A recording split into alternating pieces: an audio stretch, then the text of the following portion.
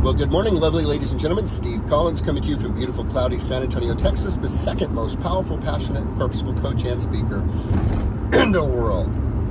I'm so happy to be here with you in the morning. You know, if I don't say it enough, let me be very clear today. For those of you that choose to chime in and check out what the morning word is, it means a lot to me, and I hope you're getting great value for free as I share what has taken me 50 years to develop. So thank you for being here with me this morning. I'm sorry if I'm not able to see all of you when you write or say things to me on the post. My eyes are on the road when I'm driving and I can't really read.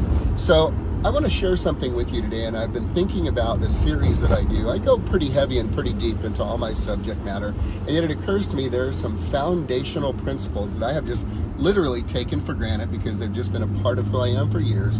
And so I've been working on a series of simple principles and realities that created the foundation for who I am becoming and continue to become to this day. And so today I want to drop this bomb on you: how to become wise.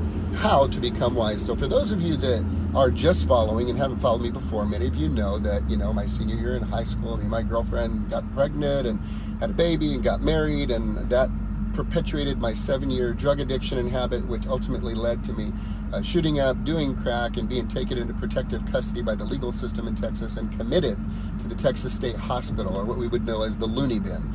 This is where my journey began. 20 years old, dead, dying, suicidal, bipolar, manic depressive, committed to the Texas State Hospital.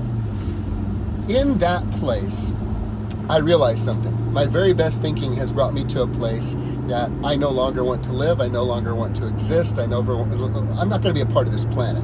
Clearly, I am a liability to the planet, not an asset. I'm a worthless dad. I'm a worthless husband. I'm a worthless human being, a worthless son. I'm a worthless brother. I'm a worthless whatever human being. And so therefore, I'm just going to take my life. This was my logic. I thought at least the insurance money might be able to help out my daughter and my parents.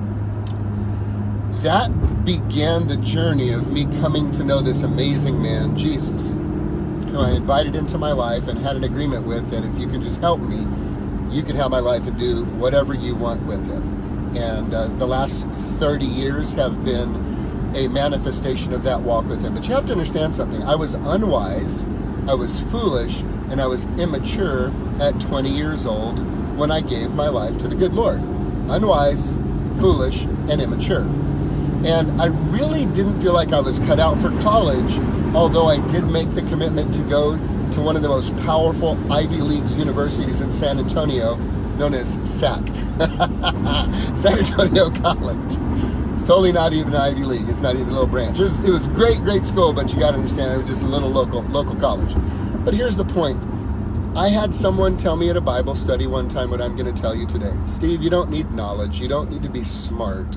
You need wisdom. You need wisdom. And wisdom gives you the ability to see the very big picture and how you can intricately weave together with an orchestrated, majestic, artistic beauty the choices that you make in life in order to show up the way that God wants you to show up in this life. It's wisdom, the ability to connect all of the dots together so that you make sound judgment, sound choices, and develop a reputation of high integrity and authenticity. You need wisdom. Now, we have a college here in San Antonio, Incarnate Word. I joke with people all the time. Incarnate Word's lying to us every day with their billboards. Their billboards say, knowledge is power.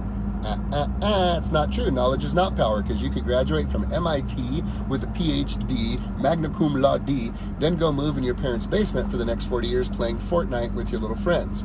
And your knowledge is nothing. You just have an expensive brain.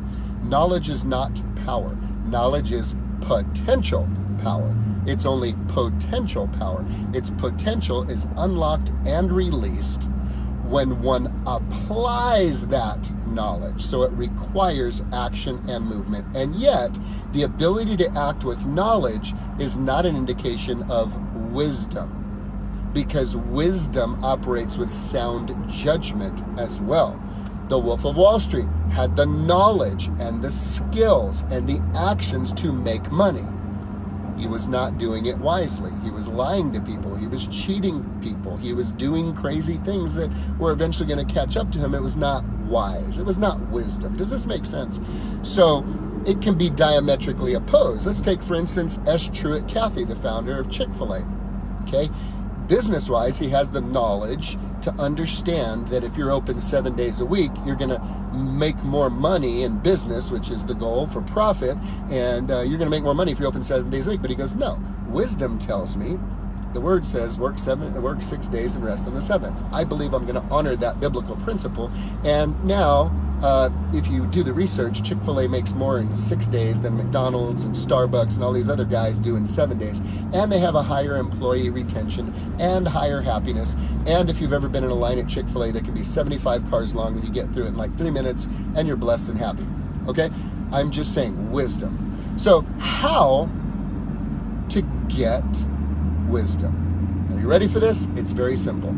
There was a section of writings that was written by a man and his friends, and this man was known as the wealthiest man ever to have lived, the wisest man ever to have lived, and the most experienced man ever to have lived, according to the Bible.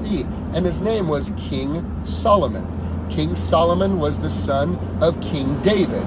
You know, the David and Goliath David. Slingshot, boom, forehead, bam, down, woohoo, king. And all the tumultuous life choices that David made on his journey in this life that ultimately led to his son taking over at that time, King Solomon. The story goes, as you read it in your Bible, King Solomon was extremely clear when he was younger, when the Lord approached him and said, ask me for whatever you want. Ask me for whatever you want as I make you king of Israel, and I'm going to give it to you. And if you read the Bible, King Solomon in his young age, as a young guy with no experience, said, I don't know how to lead these great people of yours, Lord. I have no idea. So I'll tell you what I want. You're going to give me anything? I want wisdom. I want the wisdom to know how to serve and lead your people. And if you go on to read, God was so impressed. He says, I can't believe, like, this is mind-blowing to me, Solomon, that I offered you anything and you didn't ask for riches. You didn't ask for wealth. You didn't ask for long life. You just asked for wisdom. So you know what?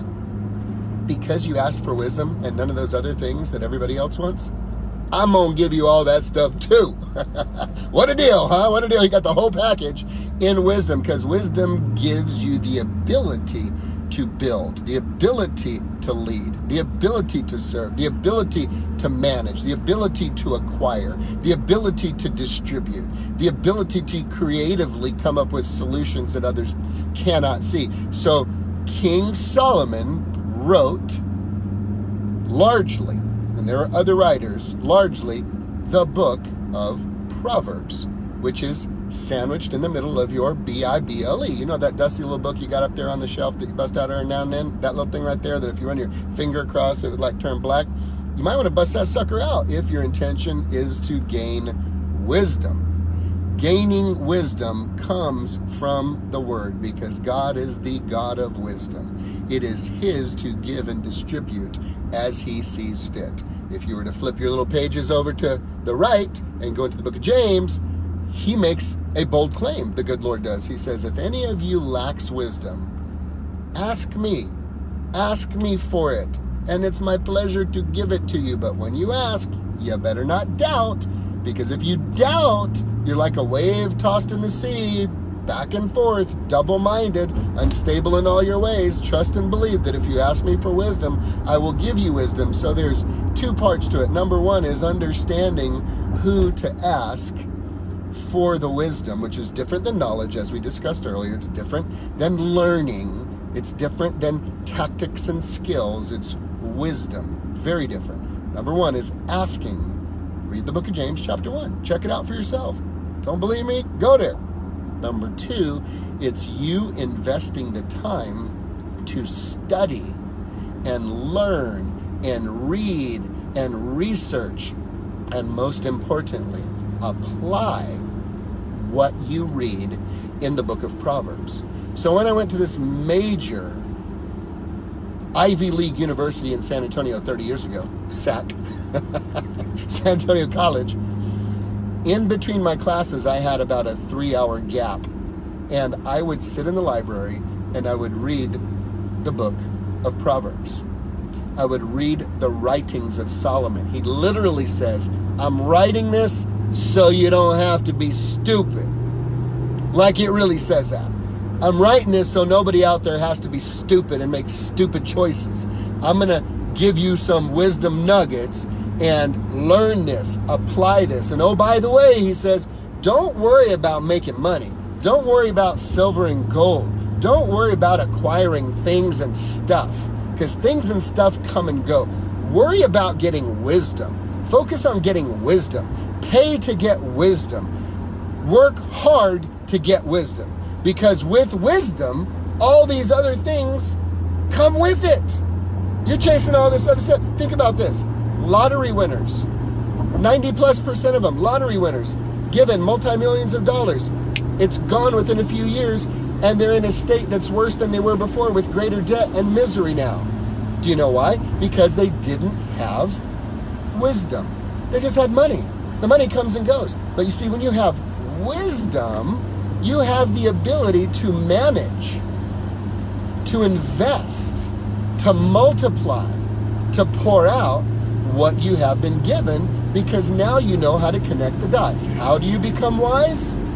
I'm going to give you 3 simple ways to become wise. Number 1, go to the book of James, chapter 1, read it. God says, ask me for it. It's my pleasure to give it to you. You have to ask for it.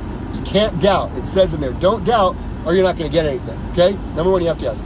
Number 2, you've got to invest time to study and research the book of Proverbs, the book of wisdom, over and over and over again. Y'all know I still read it today.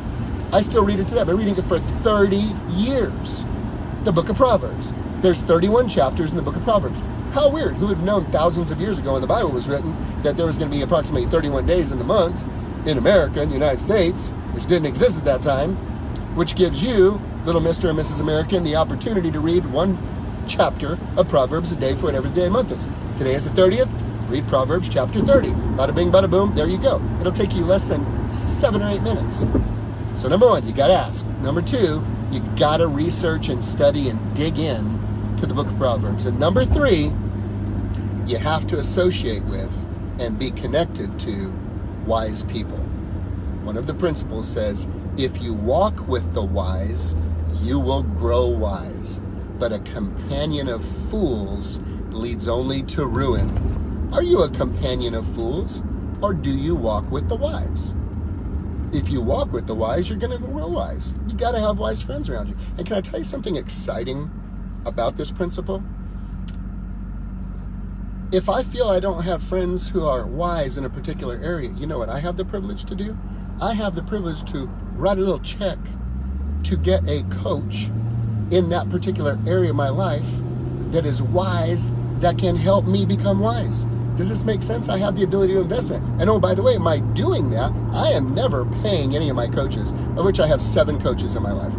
I am never paying them. I'm investing in Steve Collins when I write these checks. It's an investment. My return on investment is my education.